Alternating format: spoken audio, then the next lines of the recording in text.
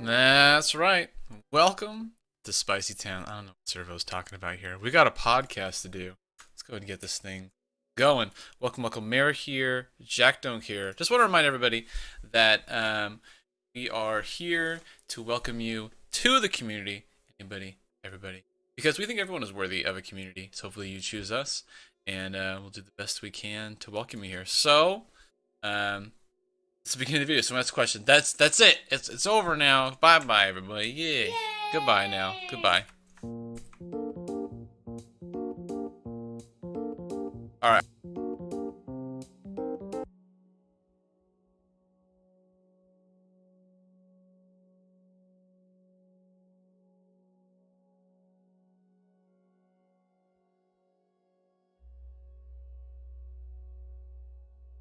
Oh my gosh, I always forget to unmute after that.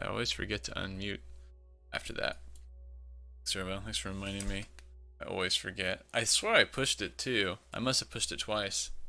Weird. And so what we're here to talk about for reals, we're here to talk about accessories, because we're in the mods. Yes, show off the mods.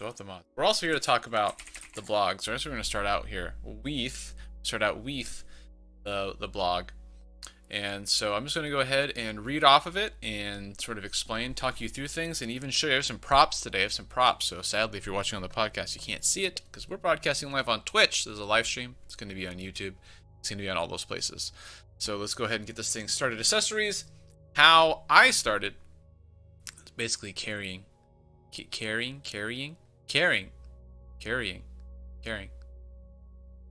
about him. So when it comes to accessories, I only recently started considering the accessories I wear, as well as the color, the design, and like the rest of my style, if that's what you want to call it, I'm working on using neutral colors and green in order to build sort of this interchangeable wardrobe where I can wear basically anything with anything. There are plenty of different kinds of accessories out there, so I'm just going to focus on a few that I'm working on myself most recently. And the only thing that's bothering me is that my microphone is hitting the red right now. And that's really odd, so hopefully it doesn't sound bad.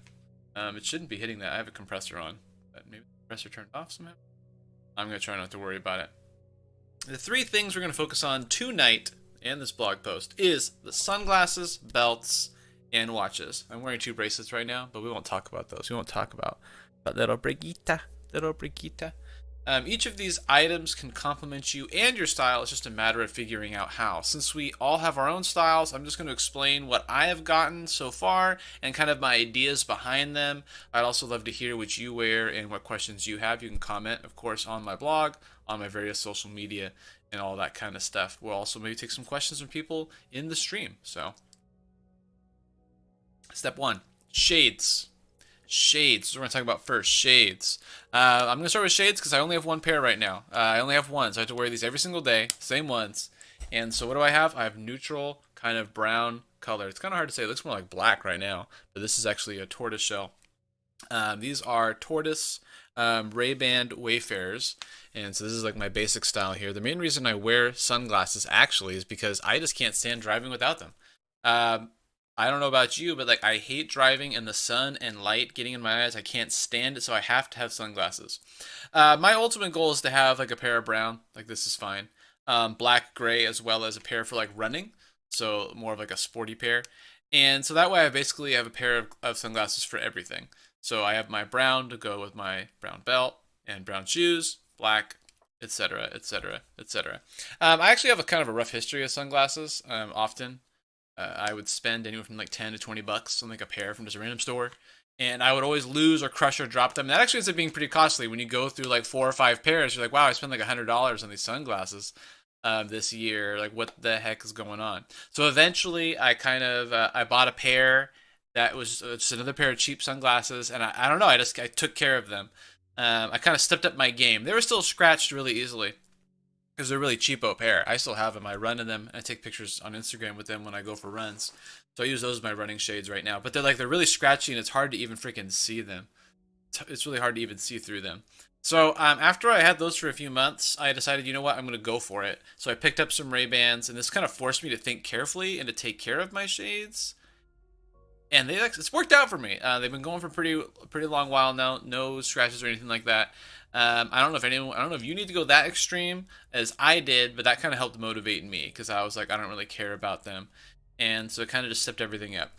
Some of the styles that are generally considered to be great are Wayfarers, Aviators, and Clubmasters. You don't have to get Ray-Bans. You could buy, I probably won't buy another pair of Ray-Bans myself, but this style, the Wayfarers, Aviators, and Clubmasters is copied by basically every brand. So whatever brand you like, you can get those. What I actually dislike about Ray-Bans the most is that they have their logo on every single surface. So you have a logo on the front. You have a logo on the side. You have a logo on the other side. You have a logo on the inside of the thing. Like it's all over the place. I really want something more minimalist. I want something that's more minimalist than that. Servo says he's got this nerd glasses, hipster beard, metal video game hat. That's all you need. That's all you need. And so that's basically where I'm gonna really say about sunglasses, which, like I said, I can't live without. Next is belts. What else do you use to hold up your pants? I don't know. Most people use belts. I guess you could use rope, but most people are gonna use belts. The general rule is that if your pants have belt loops, you should have a belt. I've worn quite a few belts in my life, obviously, but I've switched to Anson a few months ago. You can look them up, Anson belts. I ordered 3 belts, black, brown leather, as well as black canvas, which is pictured in my blog. And I have 2 belt buckles, black, which is what I'm holding right here, and gunmetal, which is pictured in my blog. With Anson, you cut it to your length, so they send you like a giant belt, and you cut it to your length with a nice pair of scissors. You don't need like a special pair, just like a decent pair of scissors, and you can cut it. Then what you do is that you see that there's just no holes. There's no holes in this belt. See, there's no holes anywhere in this belt. So how do they do it? They have a track on the inside right here, and so when you stick it through, it clicks in, and you can't take it off. It clicks in. Basically, there's like a little magnet in there. Grip 6 pounds, cool. There's a little magnet in there, and it basically keeps it like that. And so you can just kind of click it, and then you can make it tighter. So you can basically just make it as tight as you want with little measurements in between. So how do you undo it? Well, there's a really simple latch on the top right here. You just lift that up, and then this will come out. Sometimes when I'm actually wearing it, I kind of notice like I have to lift the latch and then push in slightly and then take it out. It doesn't seem to happen when I'm just holding it, but I noticed that. Like I was like, why is this coming off? Like if you open it, then push in slightly, and then it'll come out, no problem. No problem. So that was a little magnet built into it. There's another brand that does like the same thing. I don't know what the advantages or disadvantages to them, but I just like the Anson deal and their choices. I basically never see myself going back to any other kind of belt besides this style because it's just so much better. I like how it looks. I like how easy it is to put on and take off compared to traditional belts. And yeah, I don't know what else to say. It's great. I have, like I said, I have black and brown, so I can go with my shoes. So basically, the idea with belts is that you wanted to match your shoes, like all your leathers are the same. So if you have black leather belt, you should have black leather shoes, brown, etc. I have my casual shoes, and I usually wear those with my canvas belt because it's a little more casual. But I hope to actually get like a green one in the future. The other good thing about Anson, actually, that I didn't talk about yet, is the belt buckles themselves. So usually, like belts wear out, and you have to throw out the whole thing, right? Well, Anson, you can actually separate the belt buckle. It has these little teeth here, and you can just attach that to any belt. So while I have my brown and my black belt, I usually only use one belt buckle. I just clip it in there, and then I just push this up, and then that's it. It's in there pretty strong. So I can use this belt buckle on as many belts as I want. So if this wears out, starts cracking, then actually I haven't really noticed anything. I see like a little scratch right here, but I don't see any like fraying or anything. These are really high quality belts. I wear these every day, and so I can use the belt buckle. Oh, the belts and buckles are interchangeable. Yeah, that sounds great then.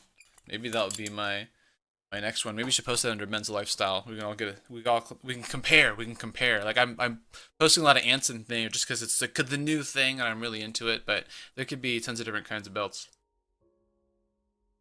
that I'm sure are just as awesome. So next up is watches. Obviously, there are many kind of watches, styles, and price points. In fact, there's so much information out there that it's actually kind of mind-boggling to me. I've tried to learn just a little bit, and it's just crazy.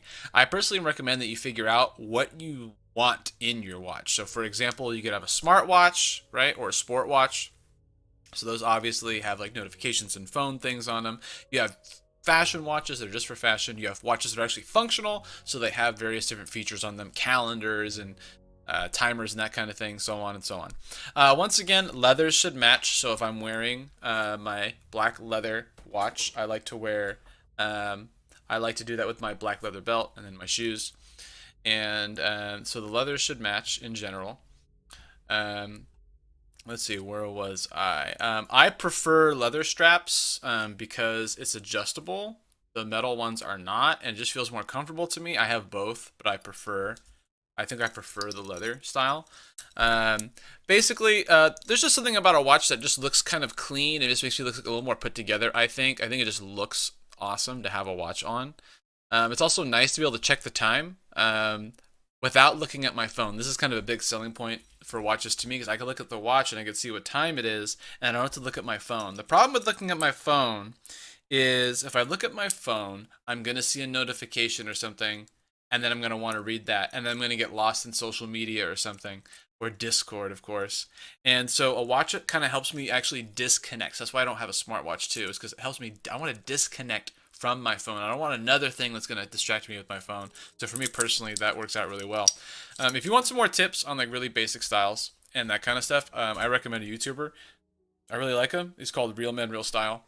And from there, you can search like honest reviews and things because there's just so many things that go into watches. I kind of personally recommend to pick the style that fits you and to spend as much as you're willing to spend on them, whatever's in your budget. So fashion watches are often more expensive, and they don't have the same features as more trusted brands, but you have movements from Switzerland and Japan, glass or sapphire watch faces, various qualities of leather. Like these are the kind of things that you should learn at least the basics of, so you know kind of what you're getting. Because you can get like really expensive, like $100, $200 fashion watches that look nice, but don't have any of the same quality that you'd get in some other brands.